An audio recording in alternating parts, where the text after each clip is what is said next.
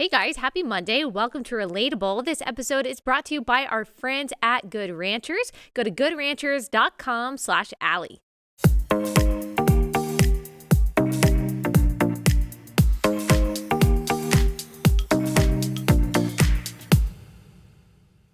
All right, today we're going to talk about a few things. Mainly, we are going to focus on the so-called transgender swimmer named Lia Thomas at the University of Pennsylvania. We have talked about him several times. This is a man who is now identifying and swimming as a woman. And because I don't believe that biology is bigotry, I will use the correct pronouns. That's not me trying to be purposely inflammatory or offensive. I certainly don't want to be that, but because I don't want to lie, I also will not call Lia Thomas she because he is a man. And we are going to look at some of the consequences of his maleness competing against women and how this really is a travesty for women and girls sports. Now, before we get into that, I do want to note a couple things. One, Supreme Court Justice Clarence Thomas, currently the best justice on the bench by far, he is in the hospital sick with an infection. Apparently, his symptoms are abating. He is being treated with antibiotics, but we should certainly be praying for him, praying for his quick and full recovery. Obviously, these are lifetime appointments, and so the justices, when they're getting up there are all of these very scary moments, these precarious moments where you're wondering really about the fate of your country if a Supreme Court justice who is on the side that you represent, for conservatives, it's on the side of the Constitution.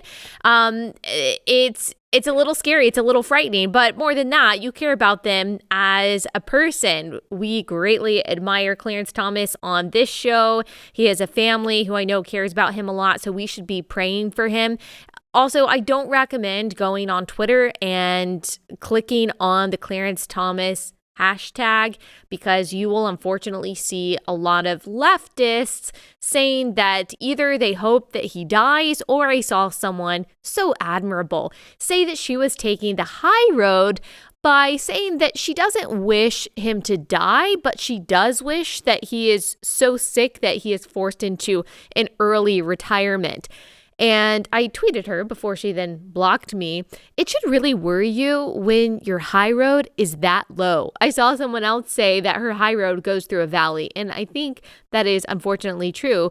We prayed for Ruth Bader Ginsburg that she would make a full recovery when she was sick. We said kind words about her when she died. And I think that the same respect, of course, should be afforded to Clarence Thomas from the other side. The jury is still out on whether we will see that. But let us pray for his full recovery so he can get back to defending the Constitution. Speaking of the Supreme Court, Biden Supreme Court nominee is going through the start of her Senate hearing today. She has to be confirmed by the Senate. She very likely will be confirmed by the Senate. It'll probably be bipartisan. However, there has been some troubling stuff come up about her record by Senator Josh Hawley, and Christopher Rufo, whom we've had on this podcast several times, has also brought up some of her previous decisions and published writings that should perhaps make us question whether or not she truly is a partial judge. So we will get into that at some point this week, maybe tomorrow. And one more thing before we get started. So a lot of you asked me sincerely in good faith last week my response to Dave Rubin's surrogacy announcement. And I put out a video last night that covers my thoughts on it. I will link it in the description to this episode. And for those of you who have already watched it, thank you so much for your kind words, for your encouragement. I got a lot of messages from people who disagreed with me but still appreciated the video, or who maybe previously didn't see a problem with the announcement and then maybe changed their minds, or they saw a different perspective. There were several conservatives who did congratulate Dave originally, who reached out to me and thanked me for the video. I'm not patting myself on the back or anything like that. I just wanted to add clarity to a very confusing situation as someone who really respects Dave Rubin, I wanted to balance having integrity and staying true to my values and ensuring that I am representing what I believe to be true, while also not compromising my respect for him as a person. And so hopefully I accomplished that. Take a look at that video if you haven't already. There are other things that I could say about it, like more personal things for me as a mom, why the whole situation is difficult for me, but I won't get into all of that. I think that the video does a good job of summing up the most important reasons why I could not congratulate him, as much as I think that they're great people, and as much as I will be praying for them and their children who are on the way. All right, let's get into this Lia Thomas story. So again, he is a swimmer for the University of Pennsylvania. He won the 500-yard freestyle first place at the NCAA Division I women's swimming and diving meet over the weekend. And this got a lot of press because there were protesters and there were former female athletes who were there. They were taking interviews and they were talking about their problems with what's going on.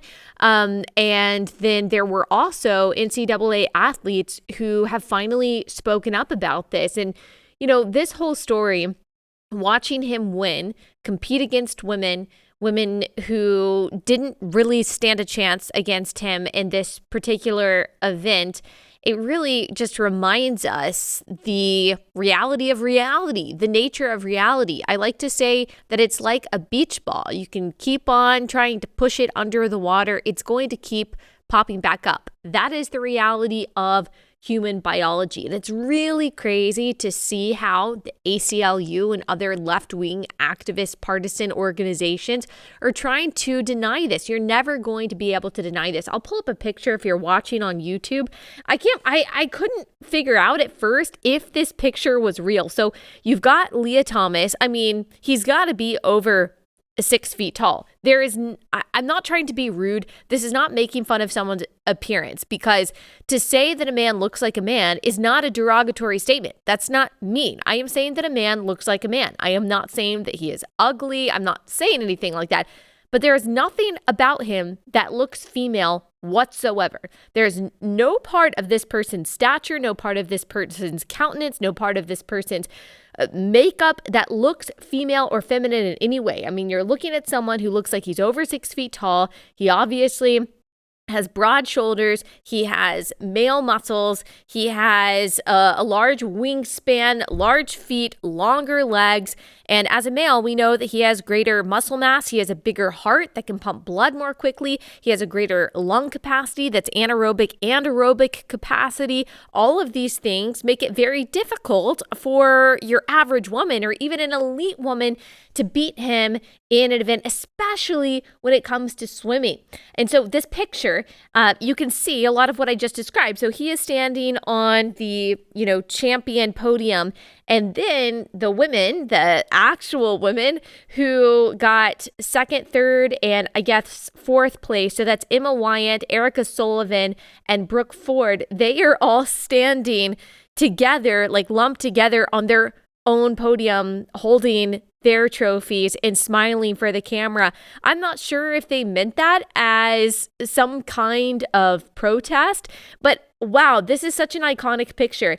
Here you have a man who is basically competing against himself, and then you have the women who were really essentially competing against each other. And so in my mind, and in reality, Emma Wyant, who got second place, or Wyant, I'm not sure how to pronounce her last name, is the true champion here. There's no doubt about that. So on Friday night, Lia finished in fifth place in the 200-yard freestyle final, an event he was favored to win with a time of 1:43.40. I don't really know anything about swimming. I'm sure that's really good. Now, let us remember that when Lia was Will, he was about 400th when it came to collegiate swimming among men. And look, that's really good. That means he is an objectively good athlete. You have to be really good in order to make it in college athletics, and to be part of the top 500 collegiate swimmers in the country. That's really good. But now he's number one.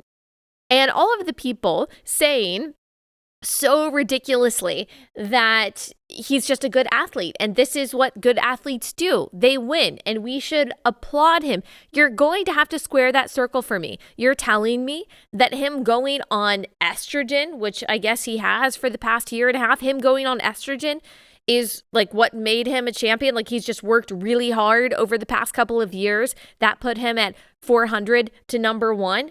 Or maybe it is because he's competing against people who are much smaller and much weaker than him. I mean, it's like we are in the Twilight Zone, guys. It's like we are in the Twilight Zone.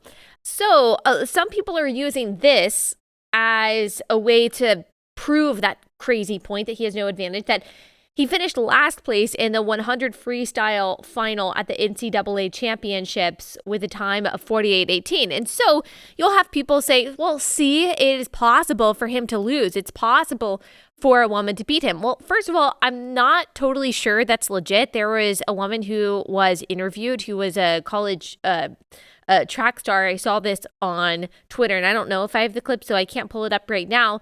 But she had to compete in college against a boy who was identifying as a girl. And she said that the thing that was so disheartening for her was while she was running, hearing the coach on the sidelines tell the guy who was identifying as a girl running in front of her to slow down. So there's also part of this. Now, I'm not saying that's what Lia Thomas did in this particular event. Like maybe he is just like really bad at the 100-yard freestyle, but that doesn't take away, again, the objective reality that men have an advantage over women. We've talked about that Duke University study. I can link it once again in the description of this episode that showed the 10 to 12% performance gap between elite women athletes, elite female athletes, and elite male athletes. And the gap still existed between non-elite male athletes and elite female athletes. They noted that Allison Felix, she's an Olympian runner, her record, her fastest time was actually beaten tens of thousands of times. Actually, I think it was 15,000 times by men and hundreds of times by high school boys. So the fastest female runner in the world still isn't as fast as hundreds of high school boys. That's just what the data says. So even if there is some exception or some anomaly, even if Lia Thomas or any other man who identifies as a girl at one point, might lose against a girl or a woman, that does not negate the reality of their biological advantage. I think the really sad part about this is not just that he took a title away from women, but also that he knocked other women. He knocked another woman out of this competition because there were only 16 spots. And so the girl that came in 17th, she wasn't able to compete in this competition because she was knocked out by Lia Thomas. Let me play you a clip of an interview between Savannah Hernandez. She does these man on the street interviews with an athlete who was at the event, protesting the event, speaking up about Lia Thomas competing, and her description of a woman that she knows, a college woman that she knows, learning that she didn't make the cut because Lia Thomas was competing. You're a Virginia Tech swimmer. What did you think about Lia Thomas competing today as a swimmer in this competition? What are you feeling? What are other athletes feeling?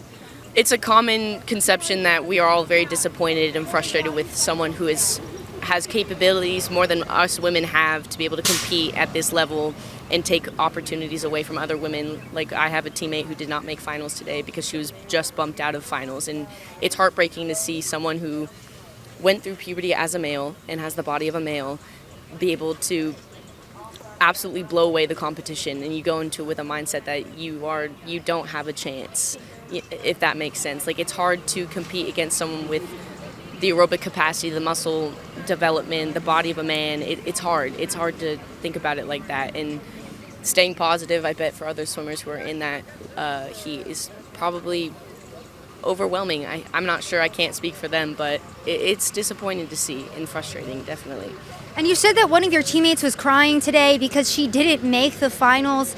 You said that she was 17th, Yes. and there were 16 spots. Yes. So Lia Thomas took one of those spots. Talk to us about what your teammate was going through and that experience. She was very emotional, and it's hard to see because it's her last NCAAs, and she really loves that race, and it was just heartbreaking to see that she put all her effort into it today, and when the best time that she went in a morning session before and still not make it back.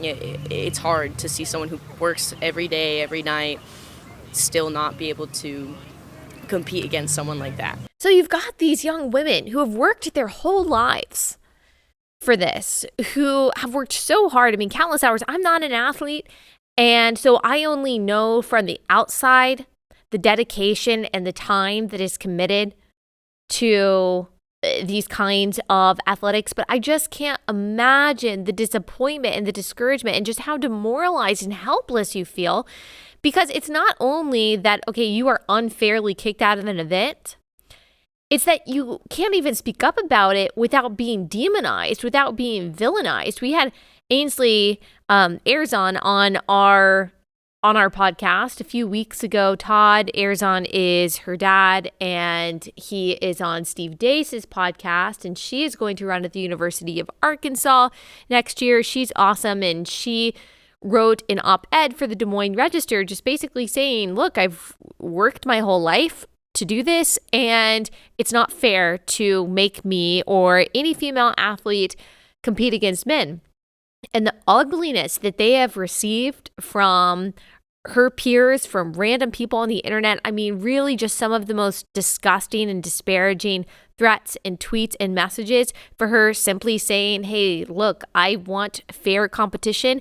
I mean, that's really intimidating for people who are thinking of speaking up too. They want to be courageous. They want to speak up for what they know is true and right and fair, but they're scared too because they don't want to put themselves at risk. They don't want to put their family at risk. I mean, we're even talking about people's safety. Like when we're talking about people on campus who speak up about this stuff, I think they're truly afraid that activists could physically attack them or try to irreparably damage their reputation.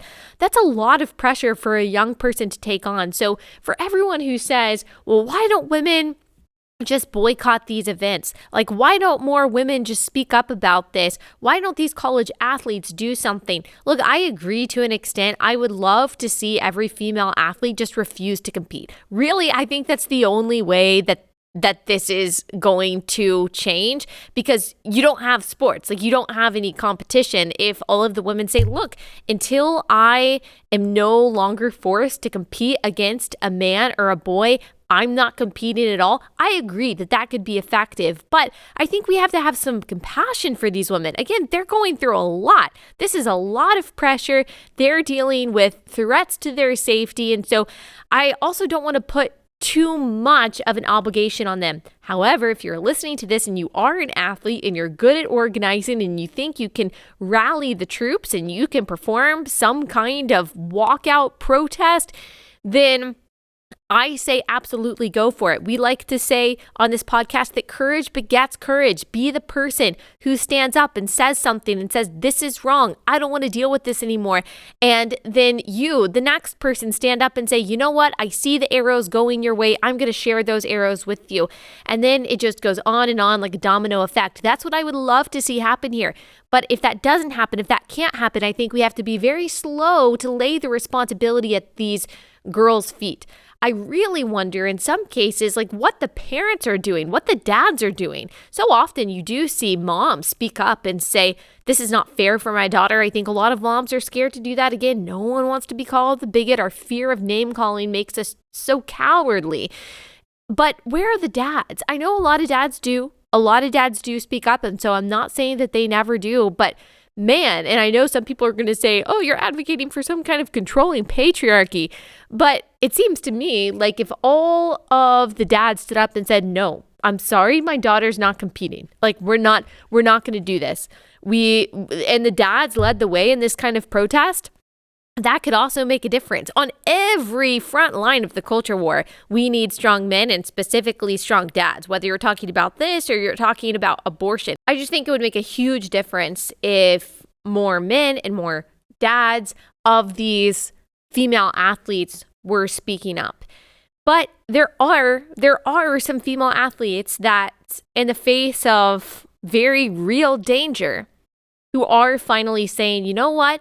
Enough is enough. I'm going to say something about this. So I want to read you some of the words of those women who are so bravely speaking up in just 1 second. Let me first tell you about our first sponsor for the day, and that is ancientlanguage.com, or the Ancient Language Institute. I'm super excited about this sponsor. It's just a very cool resource that I know my audience specifically will really love. If you've ever wanted to read the Bible in its original languages, you're reading something, you're like, I wonder what that really means. That's a confusing passage. That's happened to all of us. And maybe you've even considered, well, I want to go to seminary to figure all of that out, to really understand the Bible, but maybe you don't have the time, you don't have the money to do that. Instead of spending all of your time and money at seminary, if all you want to do is just read the Bible in its original languages, just go to ancientlanguage.com/relatable. They run online classes for a fraction of the price of seminary, taught by people who can read, speak, and write in the ancient languages. They'll show you how to do the same. On the first day of class, you will be reading simple stories and having basic conversations in the language you want to learn. Also, if you're interested in learning Latin or another language, they also have some options for you as well. Of course, the classes focus on learning Hebrew and Greek. So super helpful to help us really understand the context of the Bible and what scripture is really saying. If you go to ancientlanguage.com/relatable, you can save 10% on tuition with the coupon code relatable. And if you're interested in the ancient Greek of Homer or Plato, they've got something for you too. Go visit ancientlanguage.com/relatable, coupon code relatable for 10% off. That's ancientlanguage.com/relatable.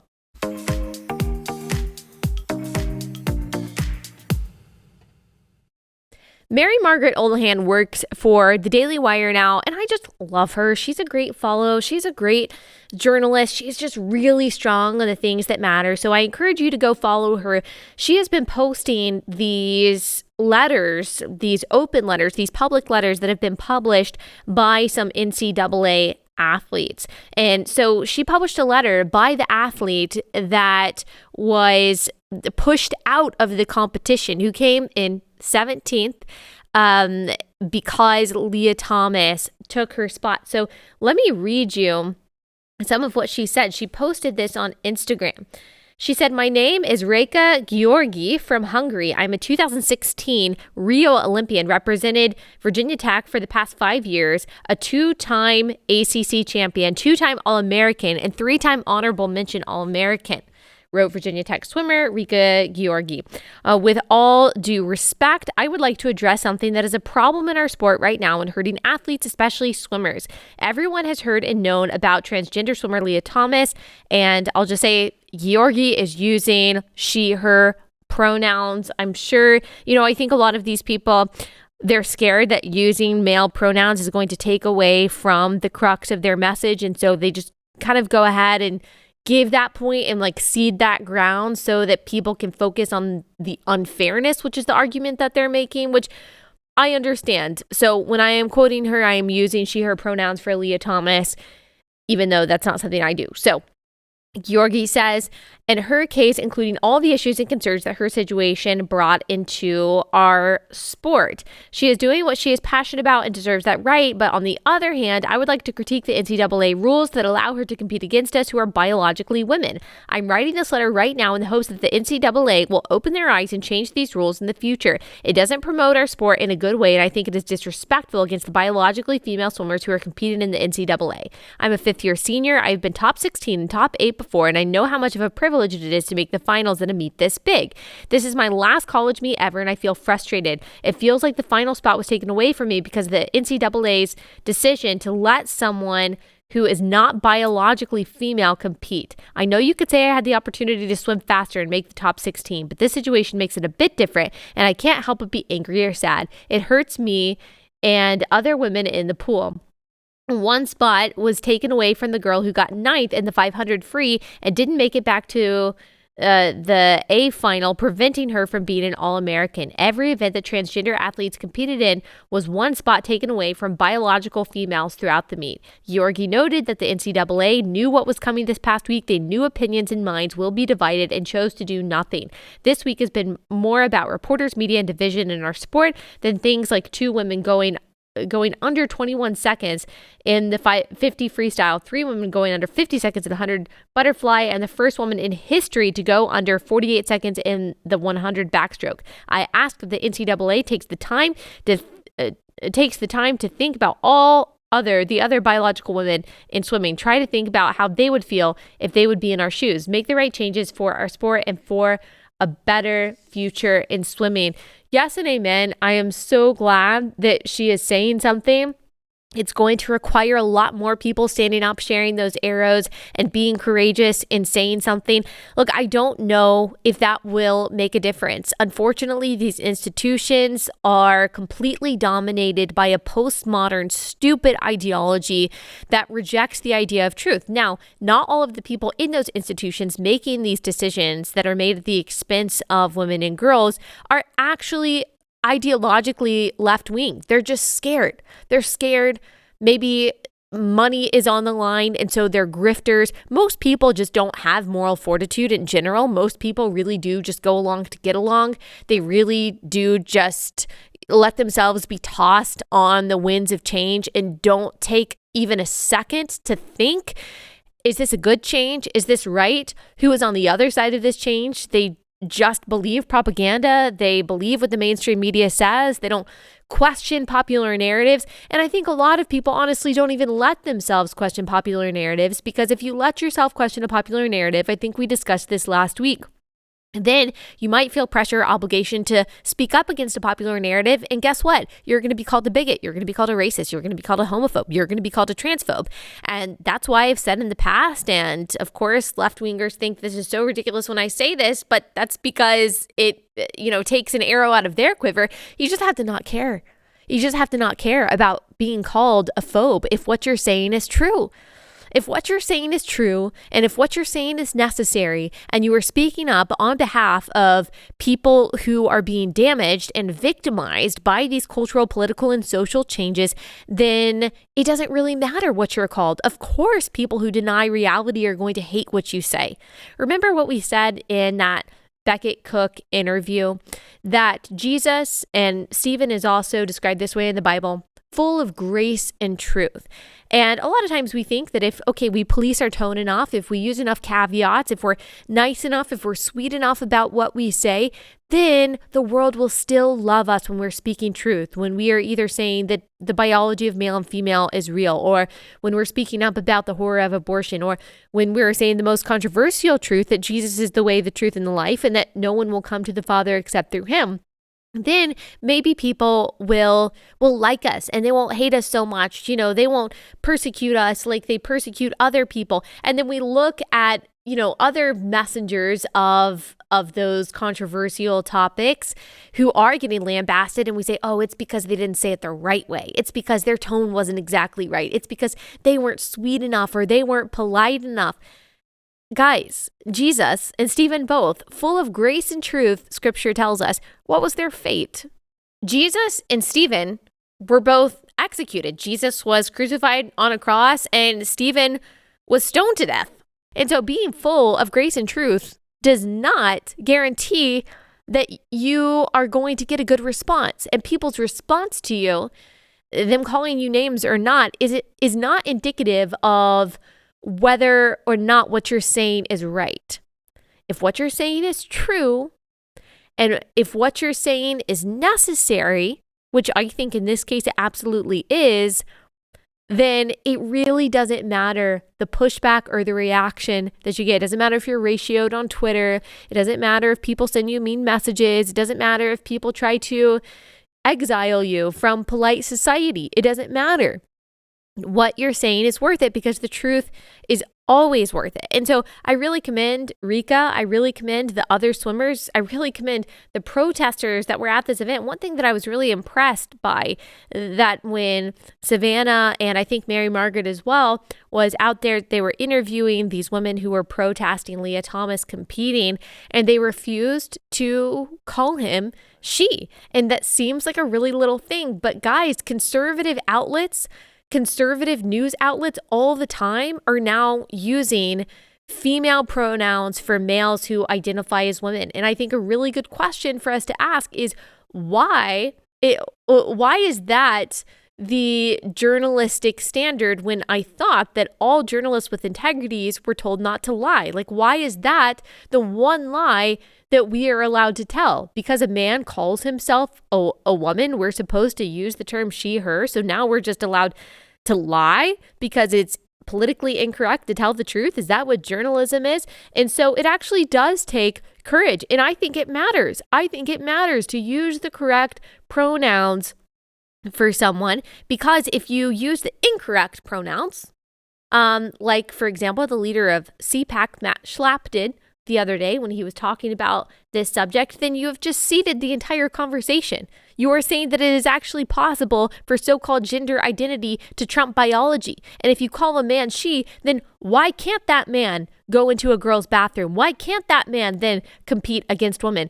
The language actually matters. The left understands this way better than the right. The left is always trying to shift and evolve the definitions of words so that they can accomplish the things that they want to accomplish. They use euphemisms like reproductive justice, for example, to try to then paint anyone who would stand against that, which is actually abortion, as someone who stands with injustice. It's just what they do. And so we have to be very careful, I think, about the language that we use. And so I commend the women who refused to call Lia Thomas a she. I think that's really, really important. I got a couple more things to say. Let me pause and tell you about our second sponsor for the day. The second sponsor is Hunter Douglas. So if you are trying to up your design game, if you need new shades and you just want your house to look super classy, then you need to check out Hunter Douglas. They can help you. Live well with their innovative window shade designs, their gorgeous fabrics, control systems that are so advanced they can be scheduled to automatically adjust to their optimal position throughout the day. Perhaps it's the way the shades diffuse harsh sunlight to cast a beautiful glow across the room, or being able to enjoy the view outside the window while protecting your privacy inside, or maybe it's the superior insulation the shades provide that makes Hunter Douglas the best. They've got power view technology so that your shades can be automatically repositioned for the perfect balance of light, privacy, and insulation morning, noon, and night. You can save a whole lot of money on that energy bill, especially as we are heading into the summer. That's something that we all have to think about. So live beautifully with Hunter Douglas, enjoying greater convenience, enhanced style, and increased comfort in your home throughout the day. Visit hunterdouglas.com/Allie today for your free Style Get Smarter design guide with fresh takes, creative ideas, and smart solutions for dressing your windows. That's hunterdouglas.com/Allie for your free design guide. hunterdouglas.com/Allie.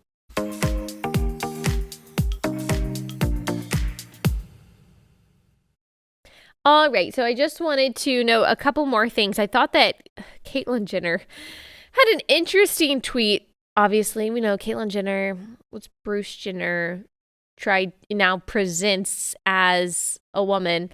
And I'm sure someone told him to write this tweet. It's just kind of crazy. So Pink News tweeted, Caitlyn Jenner launches yet another disgraceful attack on trans athletes without a hint of irony. I just want to know what the irony is, first of all, because Bruce competed against men. He competed against men. It would be one thing if he had transitioned and tried to be a woman and compete against other women back in the day, but at least he is acknowledging the difference. And he said this, which this is the ironic kind of funny part, and maybe don't listen to this if you have kids in the car. He said, "No, I just had the balls to stand up for women and girls in sports." Now, I think that's probably just a tweet to try to get conservatives on his side. You know, he was running for a governor of California as a Republican, and so he's really tried to kind of like walk the line on this one. Although I do respect him and appreciate him continuing to stand up for women's sports, even though people who share his stated identity would typically not do so. People who are able to kind of separate their own personal experiences and feelings from objective reality, even though I don't agree him trying to project his personal feelings on other people, I appreciate his ability to separate and still see objective reality about the differences in biology and stand up for that. I think there's certainly something to be said for that. All right, I want to read one more story from the Daily Wire. It's a disturbing story. It goes along with the subject that we're talking about, and it goes along with what we've talked about a lot, about how the progressive ideology, especially the gender ideology, really, it really is predatory, and it banks on the predation of children in order to be perpetuated. It is very cult-like in that way. So let me read you this disturbing story. It's just a reminder of how careful we have to be, that the world does not love our children, that secular society, that society in general doesn't love our children, that the state doesn't care about our children. That is why God gave children their parents, and we have to take this job so seriously. So here's the title of this article: "There's no coexisting with evil like this. Leading Children's Hospital offers a device for boys to tuck their genitals out of sight." Demonic. That is demonic. If you were on this side, this is the thing. Before I even get into this article, I know there are a lot of Christians who try to say that this subject is so, it's so nuanced. We need to respect people's stated identity. I don't even think that you realize the level of demonic activity that is to play here. I don't think that you realize, and I'm going to have an episode that's going to uncover a lot of this stuff that I've been researching, actually with the help of or because of a feminist who I don't agree with on a lot of stuff, but is doing a lot of work to uncover the industry that is preying upon children when it comes to gender transitioning and stuff. I don't even think you realize the level of depravity and darkness that exists in this. There's just not a whole lot of nuance. And in being rude, and I use scare quotes, in speaking the truth about this subject, what we are actually doing is trying to save people out of a destructive lifestyle and ideology. It's the most loving thing we can possibly do. I mean, just listen to this, and if you don't just feel a pit in your stomach and an urge to start speaking the truth and speaking out about this, I really don't know what to tell you. This is about as dark as it gets. So, Dernbecker Children's Hospital in Portland, which bills itself as Oregon's top-ranked children's hospital, boasts a gender clinic which offers advice for the safe tucking of a boy's genitals out of the way that can make the genital area look smoother. And I'm having a hard time even reading this without crying. Smoother and flatter, as well as a referral to a sex-positive shop in Portland. They sell gender-affirming clothing items as well as sex toys, videos, and more. Guys, there is something about this ideology and about this transgender movement that seems to be, I'll just say it, inextricably intertwined with sexualization and the sexualization of children, because we keep seeing this correlation popping up over and over again. And it's hard not to see it as a pattern, that at the same time that they're trying to encourage boys to tuck away the genitals that God gave them, they are sending them to a shop that has sex toys, I guess pornographic videos, and more. Like, are we starting to see a pattern here? Unfortunately, I think we are. So here's what the gender clinic states. Safe tucking. What is tucking? Tucking is moving the penis, testicles, or both out of the way. This makes the genital area look smoother and flatter. Tucking can reduce any concerns you have about your body. Okay, are we even thinking about how this is actually physically harmful for these boys? I can't imagine that this is good for them. There are several different methods of tucking. The information below helps you tuck in ways that are safe for your body. don't believe it, because these are the same kind of people who say abortion is safe. Abortion literally murders a child. So I don't believe that this is safe in any way. The information uses the words penis, scrotum, and testicles. We know you may not use those terms or identify with them. We use them here to refer to body parts that people with tucking needs have, while understanding those words are not for everyone. And then it gives advice on how to do that, when to do that, where to do that. Talks about using tape. I mean, how young are we talking here? This is a children's hospital, so I'm guessing below the age of 12. I mean, these people should be put in prison. The fact that we live in a society where these people are not just allowed to live among us freely, but are also paid and celebrated to do this. Like, how have we not been destroyed by God already? Wow, God is exceedingly, exceedingly patient, far more patient than I think that any of us have even realized. I mean, is this even as bad as Sodom and Gomorrah? I mean, surely there was less evil happening at the time of the flood than this. Of course, God promised that he would never flood the earth again, but still, I mean, how are we not incurring the absolute wrath of God at this very moment? It has to just be that God's grand plan of redemption and his desire to get the glory and to draw people to himself is allowing him to be patient with us, because these people deserve every bit of fiery wrath that is coming for them. It's hard for me to imagine a much greater evil than this. And so it describes the tape that is supposed to be used, talks about how to tape the testicles and all different kinds of things that honestly, I don't even want to read. But it says, you should not feel faint or nauseated or have extreme pain. If you do, take a break and try again later. This children's hospital says. The handout warns, once the testicles are tucked, pull the penis. I'm sorry, I can't read the rest of it. I can't. I'm sorry. I feel like I already read too much. Again, the only thing that comforts me when I read this kind of thing, all of this that we're talking about is so demonic. It goes against God's created order. The only thing that comforts me in all of this is that one day Jesus is going to come back and he's going to deal with evil.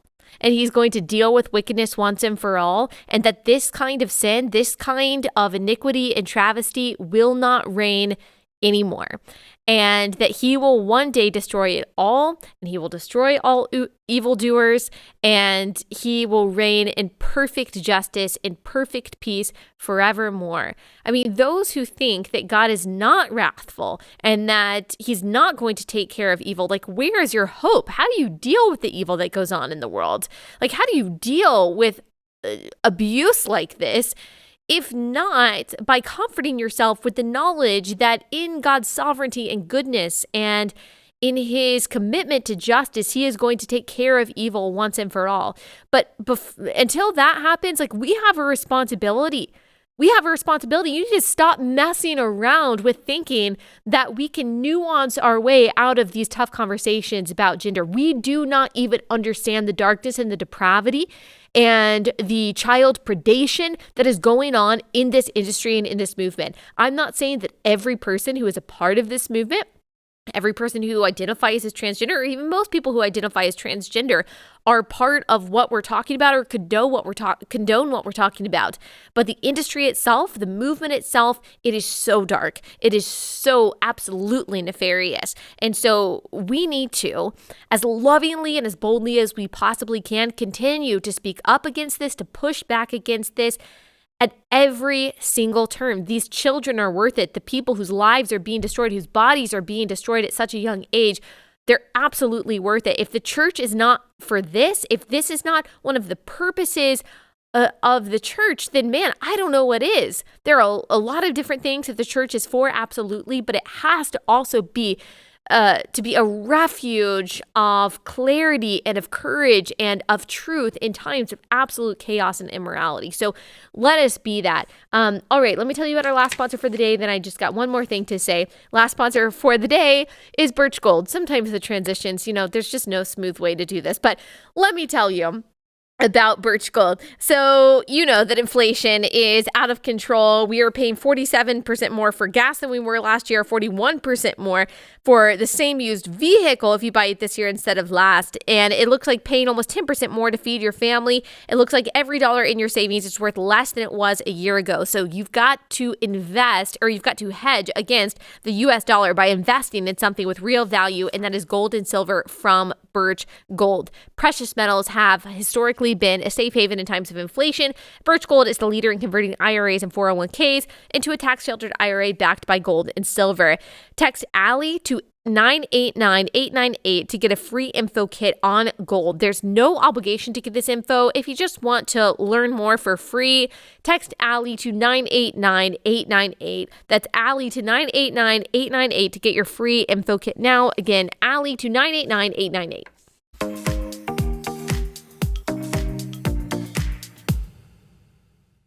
All right, tomorrow, I believe that we are going to talk about the Walt Disney Company's employee walkout in protest of the company not taking a strong enough stance against the parental rights and education bill, which is HB 1557 in Florida.